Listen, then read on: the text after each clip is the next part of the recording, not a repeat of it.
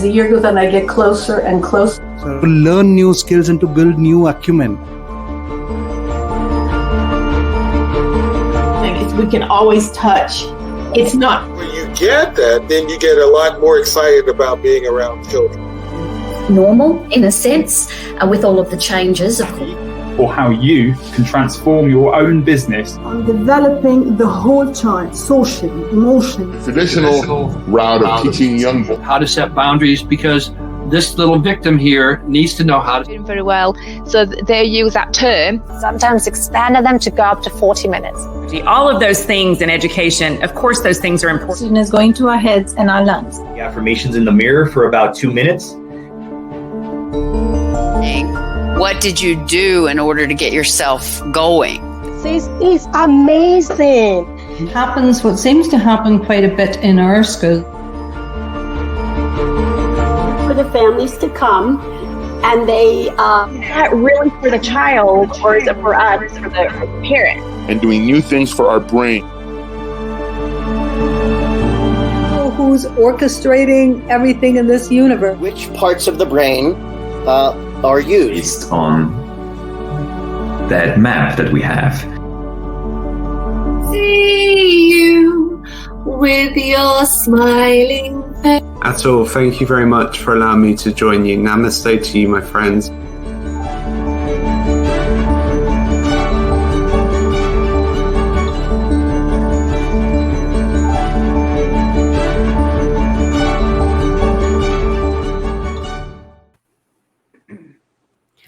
Hello and welcome, everyone.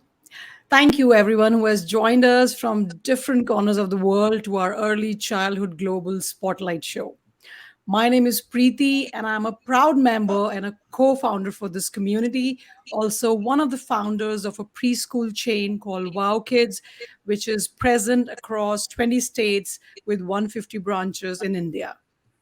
The purpose and intent of this show is to know, deliberate, understand, and explore the most important time in a child's early years of growth, especially 0 to 6 years of age. We invite experts on this subject and try to ask questions which are relevant to today's parents and early childhood educators. If you have any questions during the show, please feel free to leave the comment and we would be happy to take them up with our guest. Today, it's my pleasure. We have a very special guest today. In fact, 2 guests today on our show. Allow me to introduce Dr. Sally Goldberg and Marianne Herman. Dr. Sally and Marianne, welcome to both of you. Thank you. Yeah, what a delight to be here. I will let me introduce Dr. Sally Goldberg. Dr. Sally is a professor of education, author, and a magazine writer. She writes a blog at www.earlychildhoodnews.net. Dr. Sally worked as an instructor of early childhood education on the adjunct faculties of NOVA, Southeastern University, Barry University, and the University of Phoenix. Well known for her tools and strategies for self-esteem development, she is a national conference presenter and a frequent guest on various TV and radio shows. Dr. Sally grew up in White Plains, New York. She has a bachelor's and a master's degree from Cornell University and a PhD from the University of Miami. Dr. Sally, once again, welcome to the Spotlight Show. Oh, thank you so much. What a delight. I'm ready to explain everything I can. Great. We are excited to hear you too. And let me come to our own Marianne. Marianne Herman, she is the co-host. I'm sure you must have seen Marianne more than me on this show. So Marianne is our guest for today because this topic will be incomplete without listening to Marianne's incredible experience with infant, toddlers, and young children. Marianne is the founder of internationally respected Music with Mar. She's from Florida, US. She's also the moderator of this amazing community. All right. So welcome, Marianne. So good to have you as a guest today. Yes, a different spot for me. I like being here. Thank you. All right. So let us start today. For our viewers and everybody, the topic for today is parents' involvement begins at birth. And who could be a better person to answer these questions? Let me start with our first question. Dr. Sally, this is, in fact, I would request both of you to share your thoughts. So the question says, why is early intervention or learning important for infants and toddlers? And I would request if you could also, spread some awareness where we say early. How early is actually early when we talk about infants or toddlers? My little mantra that I developed over the years, connected with information that parents should know, goes like this. Every child should have the finest experiences, and every parent should know how to provide them. And so you have a little chart like this that explains parent involvement and student achievement. So the more parent involvement, the higher the student achievement. So the other related information is that we were talking about a little bit before. When a child is born, someone else is born at the same time, and that's a parent. So putting all that information together, the answer to the question is immediately is too late. Immediately, if not sooner, so that you start getting to know your baby before it's born. You're making a connection at that time. You're setting the environment at that time. You're getting to know your baby, believe it or not, then. And so at birth, you're great friends, and you begin that parent-child relationship immediately. You play the biggest role, and you play it for the rest of your life. It changes, but you play it and continue to play it. Never too late. Early, early, early is the right answer to that question. Great, Dr. Sally. Yes, Marianne, please.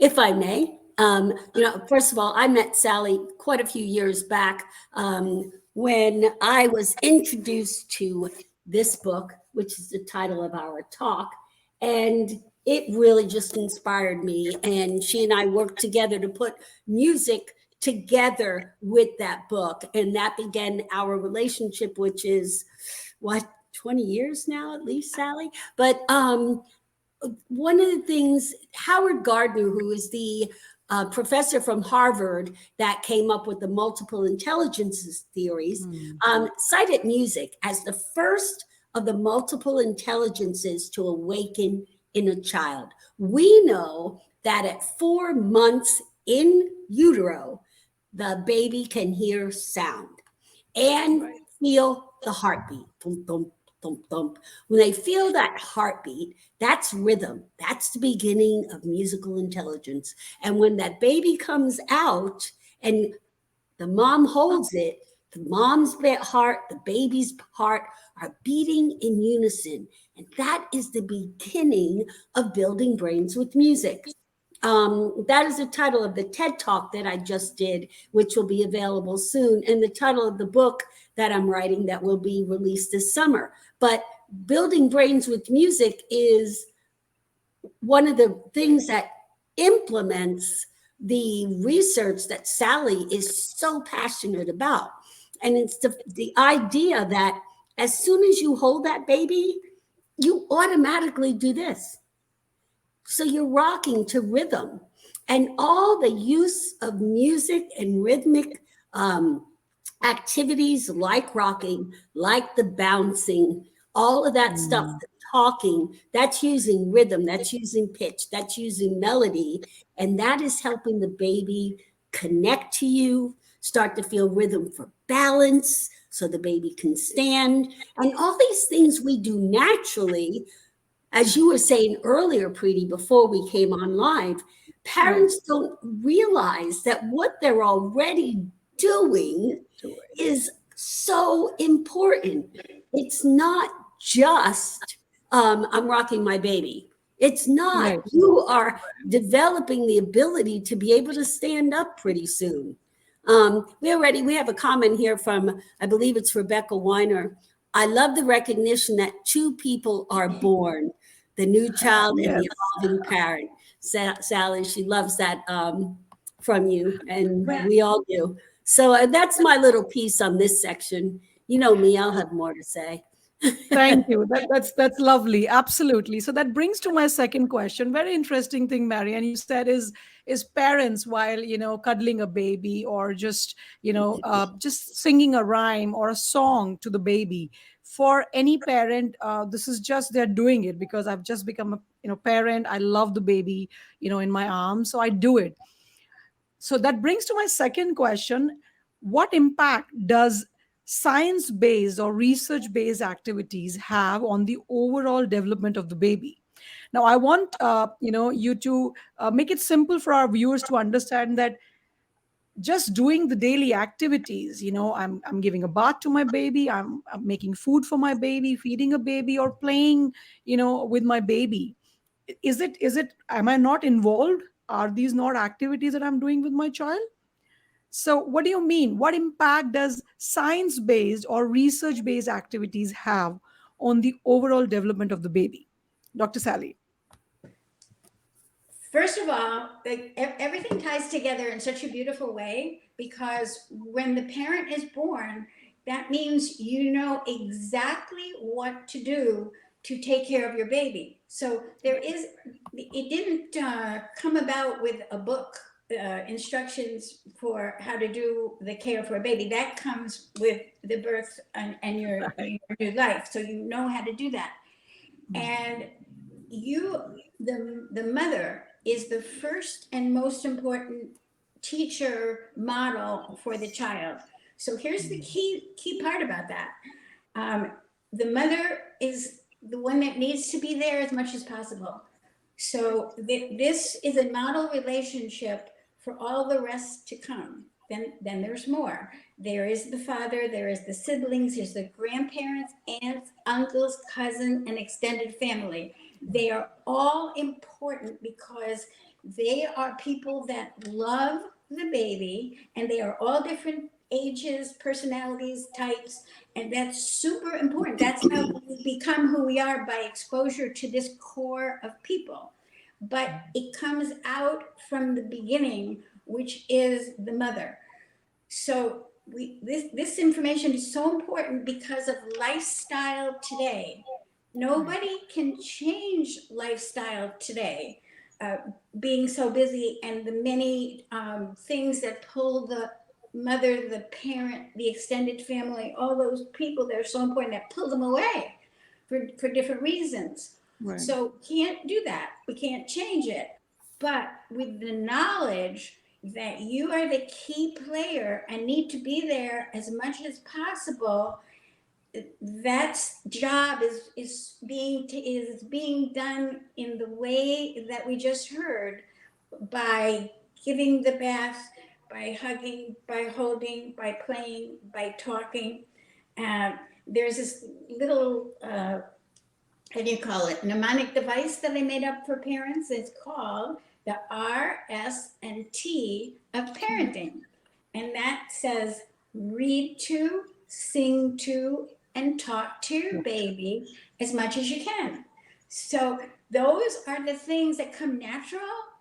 They don't have to be planned, because you could tell in the normal part of the day, you often read to, sing to, and talk to baby. So that's all part of it. You just want to be sure you're there to do it. And if you're there, that you let yourself be natural and respond. That's another part of being the role that's so exciting. And that happens naturally. It all happens naturally. You don't have to worry about any of it. The only trick part in today's times is being there. That's the hardest part. So that would really be the key. And it's so very exciting to know that just doing the normal interacting is the magic. And it comes with love, and that's what adds to the magic. So my pleasure. Very well.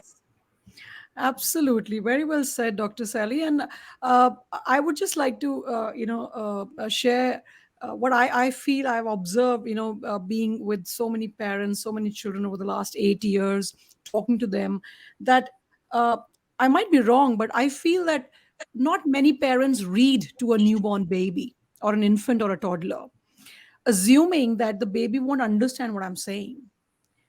So correct me if I'm wrong. I believe the baby is absorbing each and every word the mother or the father or the family member is reading to. They are born with brilliant skills already. You just need to sharpen it, right? So I guess, I believe that reading plays a very important role for each and every baby born. I mean, you should start as early as possible, and they understand everything. I'm sure Marianne would be able to build on that and give her insights on it. I would love to. One of the first things when I became a mother and was home on maternity leave, I went to, I had a few teachers come to the house with gifts, and they brought me a book called Pat the Bunny. Now, I had never seen Pat the Bunny. And I thought, well, what is this? And one was a literacy specialist, and there began my education on the books and infants and toddlers. And the infant for Pat the Bunny, it's the association of using almost every single senses. The more of the 5 senses you involve, the better the learning experience. So if they can hear you say it, and they can see a picture, while they can touch Pat the Bunny and feel the cotton, and then there's a page where Daddy has a beard. It's rough, and they take their hand, and there's a small piece of the rough paper. I'm forgetting the name of it right now. So, and it scratches your hand when you touch it, sandpaper, so that they are associating touch with the word and the visual. And that makes all the connection. But me, I've got to add the singing to it too, So you're not just going to read Pat the Bunny, but you're going to pat the bunny, pat the bunny, and get that music in there as well, the rhyming, etc. All these little things are important. Sally said, even with the bath, and because of Sally, we put together the song, I like my bath. I like to get wet and play, and talking about, I like to splash, and take their hands and splash the water. All those little things, when you're changing a diaper. I'm changing your diaper. I don't like the smell, but they don't really know that you're saying something you don't like, because you're laughing, you're smiling, you're happy. So that's all translating into, she loves me, and it's important what Sally's saying about the mom is the most important, and that sometimes women will feel guilty about that, but I have to go back to work. And, and as she said, times have changed. But it doesn't, even if you have to go to work, you're still the most important. But absolutely, you find people that can fill in that importance, that are qualified. And there are plenty of great qualified people out there now that know, because of people like Dr. Sally taking the time to educate people on it, that what can I do to still keep the connection with the child? And that's where we want to make sure that things don't fall between the cracks, because every moment you have that you can use with the child, you don't have to feel guilty about not having as much time as you'd love to have, because we kind of feel guilt, we'd be feeling guilty about everything. So what you need to do is take the time that you can use and make it mean as much to you and the baby as possible, and take the moments that you can. You don't have to schedule them, just make them part of the routine. You just got home from work, put the baby in the seat where they can watch you while you sing and talk to them. I'm putting groceries away, and I'm going to make dinner, and we're going to eat. That's helping the baby's brain and attachment. Just keep talking to them and doing your routine. Absolutely, Marian. I couldn't agree more. I feel very proud. At least that is what I did with my children. I was talking to them all the time.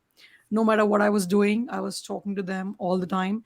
And I can vouch for it. It makes a big difference, a does. big difference. So We have that's a comment from Jennifer.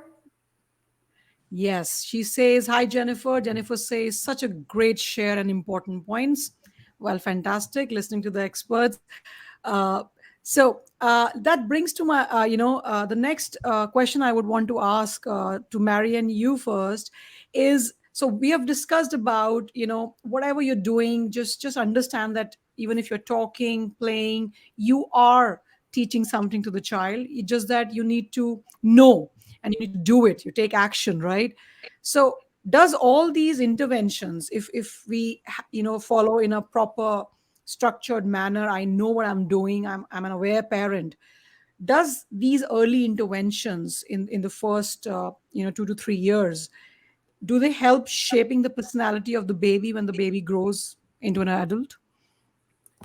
Most definitely. And I think Sally will follow up on this with quite a great little bit of information. But we do know, Sally showed you that chart, the more time the parent spends with the child, the greater the benefit to the brain and overall development. People focus a lot on the cognitive, but the attachment emotionally is just as important, if not more important than the cognitive. And so all that we have found, what people would say to me, for example, I made my life so that I could stay home with my daughter for the first 5 years. That was important to me. I had her late and I knew she was going to be my only one. I wanted to be with her. So I found ways that I could be home with her. And people said to me, oh, but when she goes to kindergarten, it's going to be so hard for her.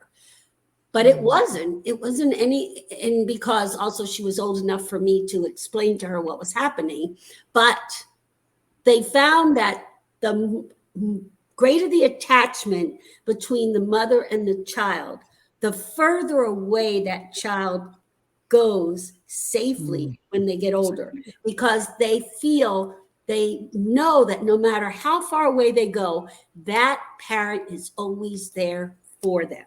So the more time you spend with your child, the more confident they are to become independent and step away from you, because you have showed them that you are always going to be there for them. So it makes a big difference. Sally, I know you have more to say here. What an incredible, example you've shared and explained it, Marian. Loved it. Yes, Thank Dr. you. Selby. Yeah, I'm going to tie a couple of the points together that I think you're going to like. One of the things we've already talked about is reading a book and reading to a baby. And, the question that came up about that was a very important one. Like, how a book, and a baby, why read to a baby? That makes no sense. Well, actually, it makes sense in how you read to the baby. So you're not going to read your chemistry book to your baby. That isn't. But what you are going to read is what Mare brought up, is a book that's like Pat the Bunny. Now, in our day, that was the only book that was like that. And that was recommended for babies because you could connect with your baby when you're reading. That's the important word. Connect, connect, connect. And I may say it a lot throughout the whole time we have. That's what you are doing. So it's not like, one more book, one more song, one more talking, that in quantity. It is the quality of this time that you give interacting with the baby. So that book sets itself up perfectly. It's very little. Like word book comes to mind, you're thinking big. No, it's very little. And a baby's little. And a whole part of reading to baby is they're cuddled with you. Well, cuddling is super important. You want to do that all the time.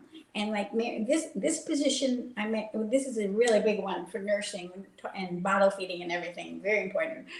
But cuddling is the same thing, and reading. So it's the experience and it's the communication. So if you're reading and you realize you're not connecting, then you don't want to do that. But if you are connecting in any way, whether a big picture on the book, pointing to the word that you're saying, connecting words with the picture, turning pages, building a love of books. Oh my gosh, that's what shows up, because every minute counts, all the interactions count. So that's what wanted to kind of tie that in with that special book and reading and what it really means at that age. And the same with growing, it's the connecting. If you're not connecting, don't do it. If you're not happy with what you're doing, don't do it. This is about connecting, enjoying, building the relationship. So then the very next part about the Pat the Bunny, remember that Mayor said it had all these textures. And that's what we were learning at that time, the textures were important. So this is a very cute, short, fun little story. So I made for my baby, way back then, something that had texture. I took some sandpaper, and at the time it was a brown piece of sandpaper, and this is kind of a picture of what it was. And then it was a brown piece of plain soft paper. And so I decided, based on all this information about texture, that every single day I would hold my baby and we would go over the texture, and we would say, take her little hand and put it over the rough part and say rough. And then take her little hand and put it over the smooth part and say smooth. And then we even extended it. We took each little foot and we went over each foot with rough and smooth.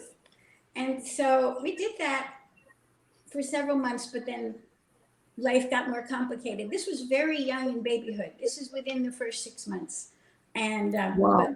life got more complicated and we stopped doing that. We forgot about that. Didn't pay any attention to it. We did many other things. So when she was just about 2 years old, she was playing in her room and she went in her closet and she found the little card of sandpaper. And she came running out with it. And she said, Mommy, rough, smooth. And Wow, magical. was one of my major lessons about the early years and what Yes. Yes, and I call them the magic of the early years, because every moment counts. Just do your best to enjoy it and to keep your baby. There's another thing that's important. A lot of babies are covered up all the time these days for all kinds of safety reasons.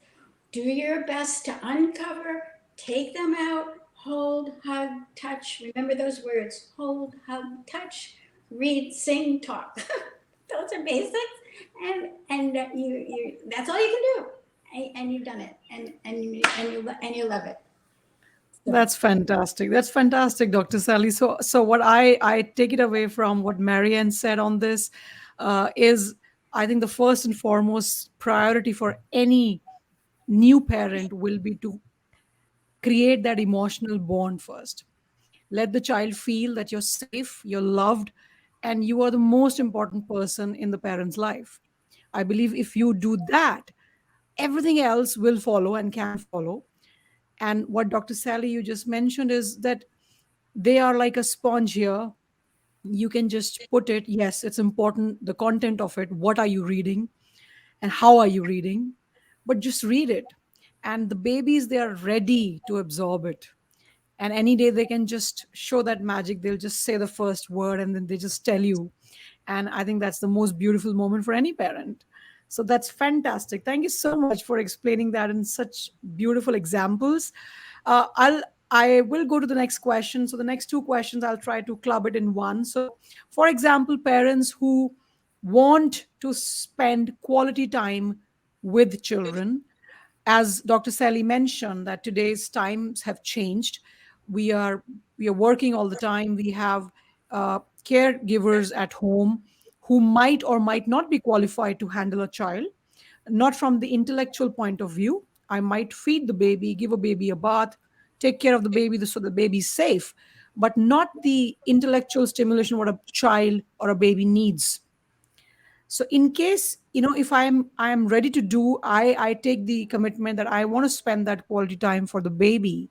What are the key elements that a parent should look for, that if I'm taking a program or if I'm enrolling into a course, what are the key elements that a parent should look for, and what role can they play in making it successful for their baby? Language is very, very important. We model language as well. And it turns out from research that the most important input during the first 5 years, the early years, is the quantity and quality of language. And that is equated with success in school and in life later on. So related to your question about language, the person should be very fluent in correct language. They may have another language that they speak, and that's okay too.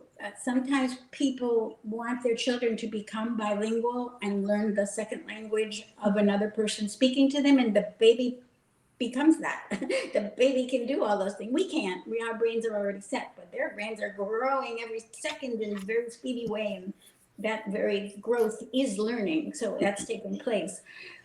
So, but if we're talking about speaking the language, whatever it is, and in my example would be English, that's the one I know, you want to have someone who speaks it correctly, because what happens after the first year, you're going to start to hear the language back, and it's going to be the language that the baby heard. So language structure, construction, all of that. And that's where the R, S, and T, read to, sing to, talk to, that all builds a very high quality of language foundation. And so I would say, a loving person with all the good qualities of the person, but I would add in that the communication between that person and the baby is a high quality that comes from research. High quality, high quantity of language. Perfect. That's absolutely the most important part. Marianne, let's hear from you. Well, you were asking about quality programs. Like I'm a parent and I want to know how to do these things. Where do I go? Well, it has been because of COVID that parents that used to go out with the babies aren't doing that so much anymore. And they are starting to now. I know here in America, I teach a program that I designed called Music with Mare, and it uses music as a vehicle to enhance all the areas of development, language, cognitive, social, motor, etc. Now, parents are starting to come back out. Last week, I had 3 7-month-olds and 1 8-month-old in my class. The rest were 1s and 2s. These parents are hungry for the socialization, not for the child, but for the parent. Because believe it or not, a lot of people think, oh, I have to get my 1-year-old socializing. Not important for a 1-year-old. What's most important to a 1-year-old is attachment to a caregiver. And as Sally says, number one, the mother, and then whoever else the mother might assign, the father, well, the father too. Sometimes it's just the father, right? But that attachment is more important than socialization. Children at this age have parallel play. That means they play next to each other, but not necessarily with each other. So the socialization aspect at this age is mostly for the adult, for the mental and emotional health of the parent. So the parent still needs to stay connected to other people that are having the same experiences. And that is why there are play groups out there. Well, what for those that can't go to play groups yet? or outdoor activities, indoor activities. Then you find online communities like the Early Childhood Global Mastermind Group or other programs that are set up that you as a parent can log on, find other parents going through what you're going through, and get some ideas for things you could be doing with your child. So that's important, because during those first 6 months where you might not want to be going out yet with the baby, you can go online, learn these things, start doing them with your child. You don't need any special training to put a baby on your knee and rock and rock and rock and rock, bounce, bounce, bounce, all of those little things. They don't cost money. You don't need to buy anything. It's just interaction.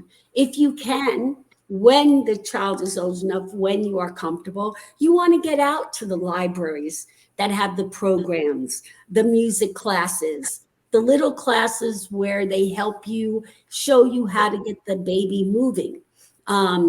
Little exercises where you're moving their legs, lifting their arms, and showing the parent how to do these things.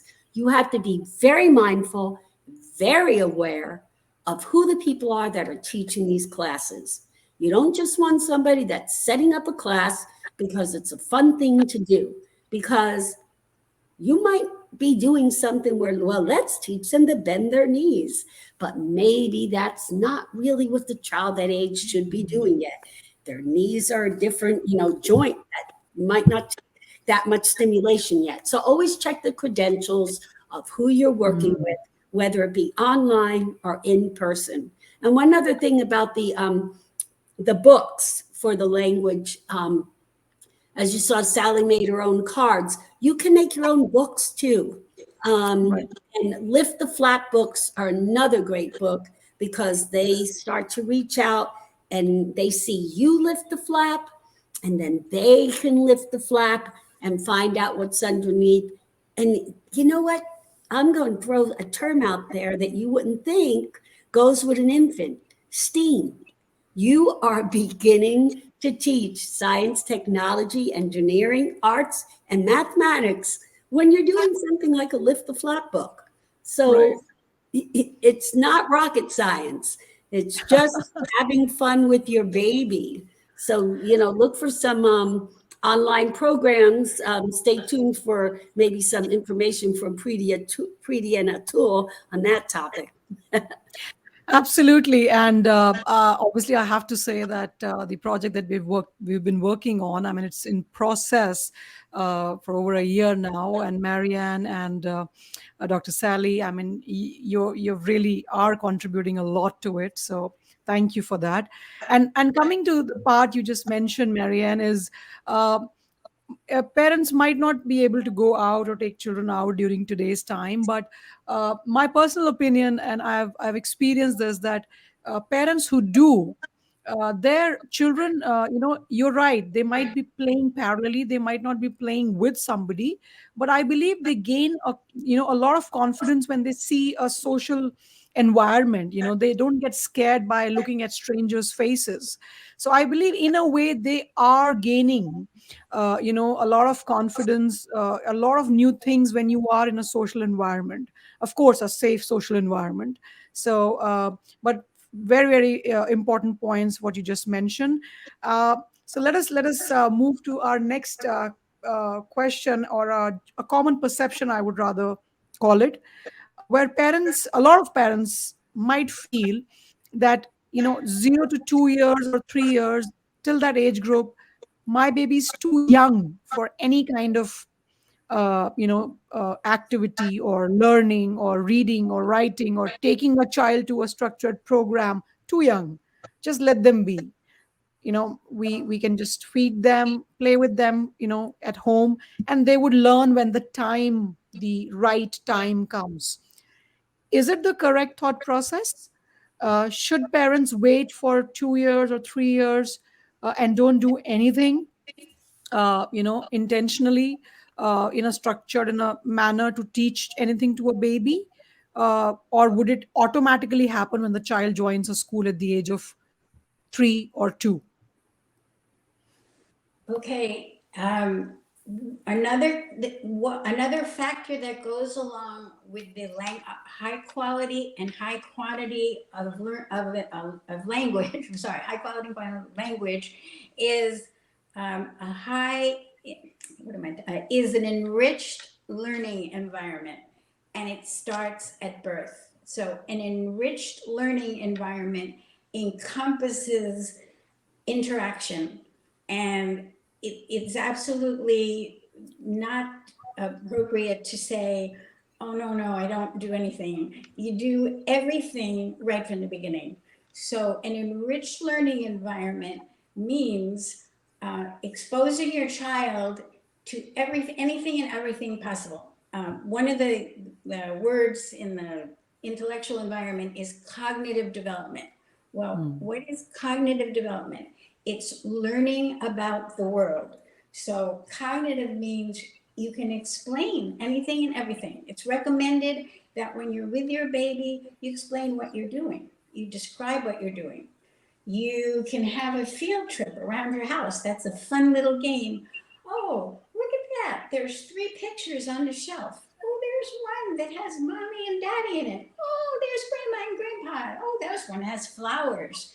And flowers. Oh, look at the flowers. They grow in a garden. How beautiful. Look at the colors, pink and white.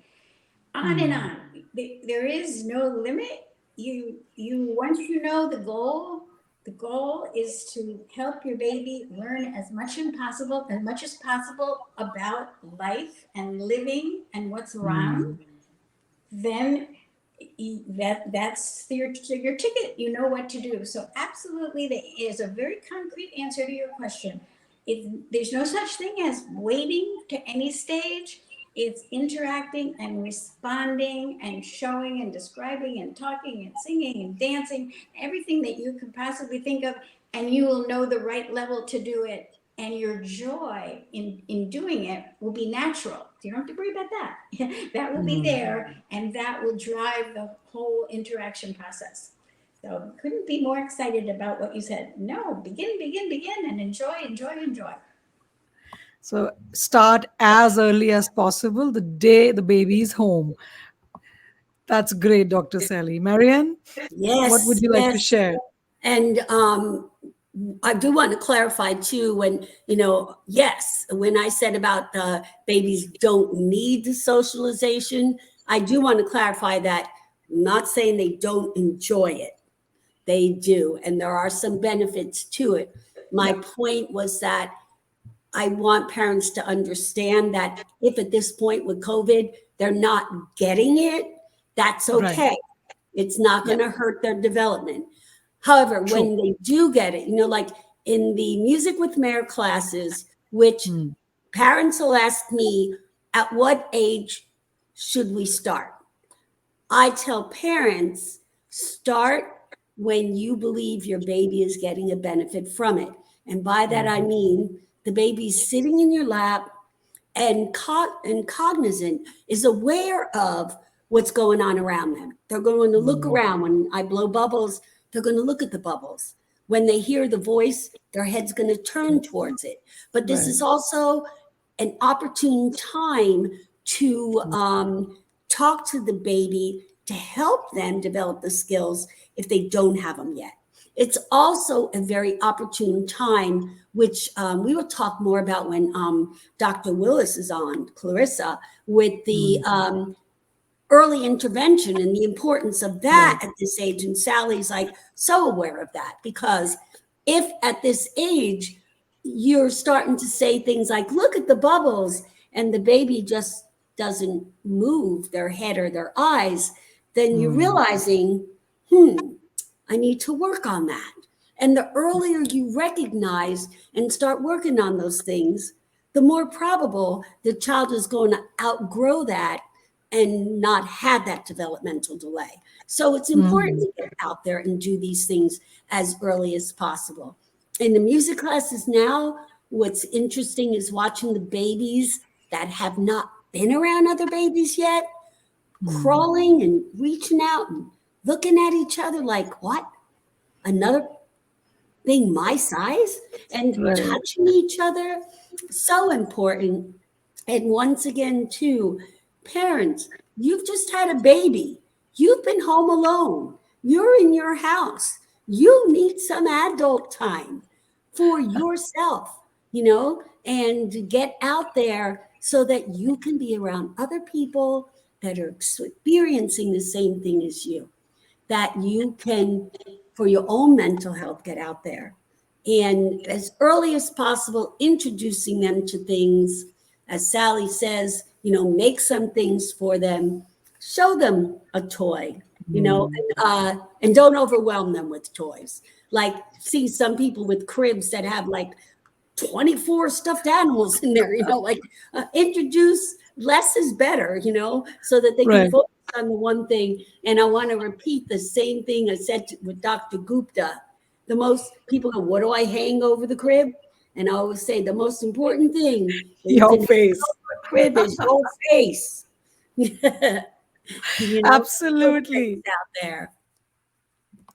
Absolutely. You're absolutely right. I think what a baby loves the most and wants to see the most and wants to hear the most is the voice of the mother and the father, of course. So absolutely great insight into it. Dr. Sally, you've already answered the R, S, and T of parenting, which is read to, sing to, and talk to, which I would urge each and every parent to absolutely do it on a daily basis.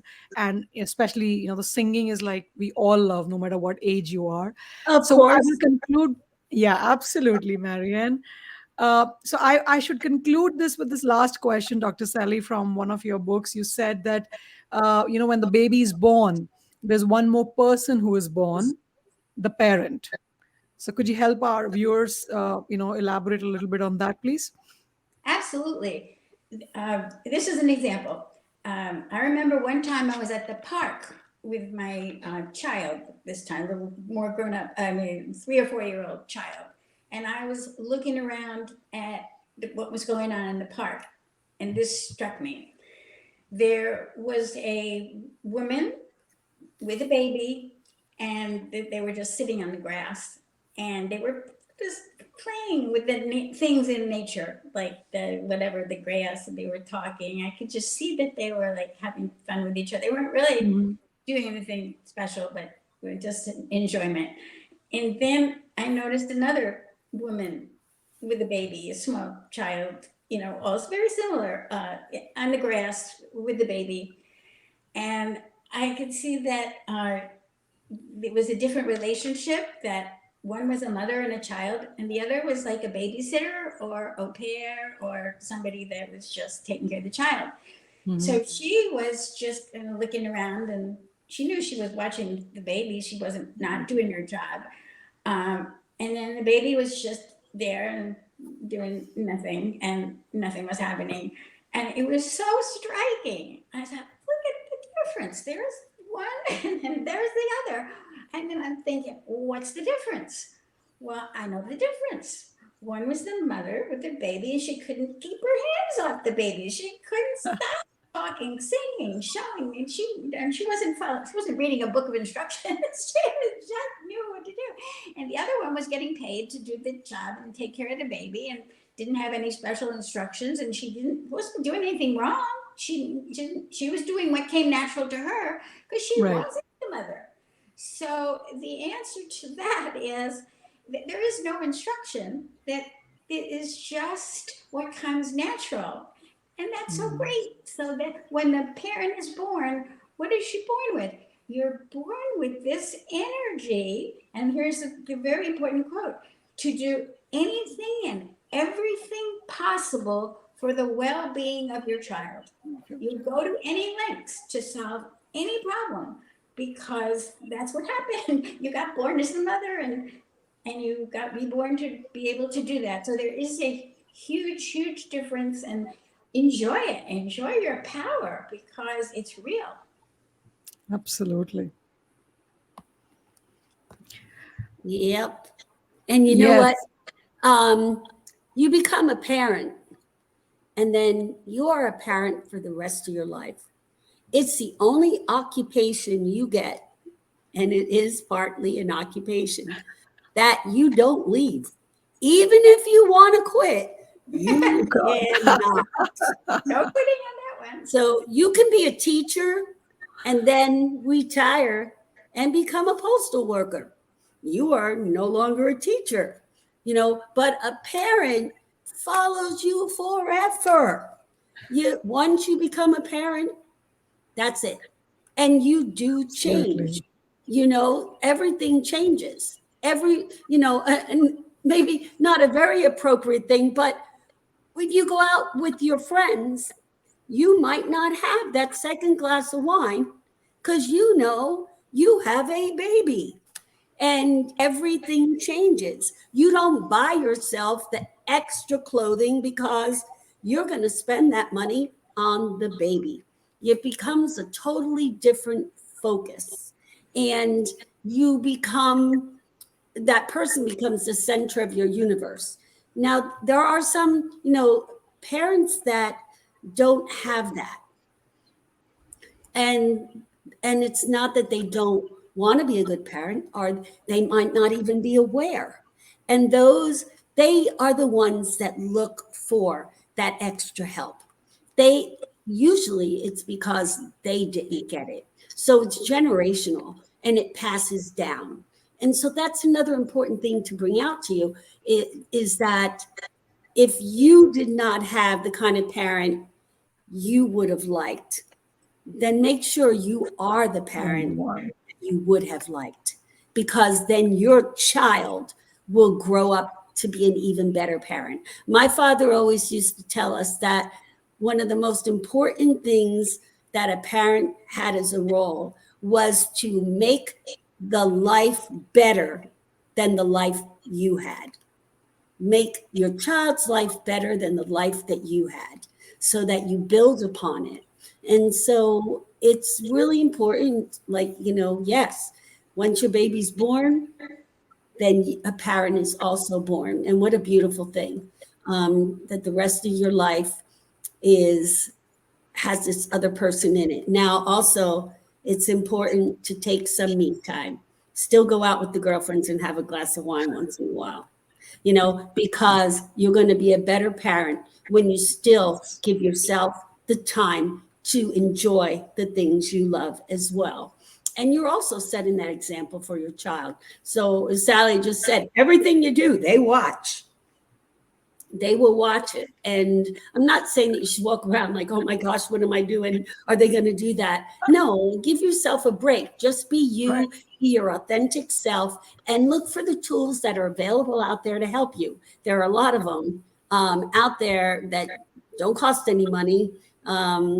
Online, there's lots of books to read. There's still the old-fashioned library too. And look for a lot of hospitals offer seminars and classes. I teach for Johns Hopkins All Children's. They offer classes for children from 0 to 3. And the parents come online with me once a week, or they get online with another teacher, because these are available to you. So once you become a parent and you're like, okay, I'm a parent, what do I do? There's tons of stuff out there. Your family is usually your first to go to. Mom, what did you do? Aunt Tony, what did you do? And your friends. But then there's the next layer of people that can help you. Lots of good stuff out there. Really, thank you. That's absolutely, I think you summarize it so well, Marianne. And I believe a lot of our viewers who are parents would relate to each and everything that you discussed. You gave some amazing, beautiful examples. And I think what we take away from today's talk is that early interventions, which are not very difficult, they're very easy. If the only thing is that parents need to take action, they cannot and they should not wait or waste these beautiful time in the first 2 years or 3 years of the baby's life, where the brain is most receptive to new learnings and it's growing at an extraordinary speed, you should not miss the opportunity. So thank you so much, Dr. Sally, Marianne. Thank you for such amazing insight. And I'm sure it will benefit a lot of parents, educators. And I had a fantastic time listening to both of you. So thank you to all our viewers who took out time and you stayed with us till now. Thank you so much. Hope you enjoyed the show. And I would like to say bye-bye now till we meet next week. Thank you so much. Thank you. Thank you.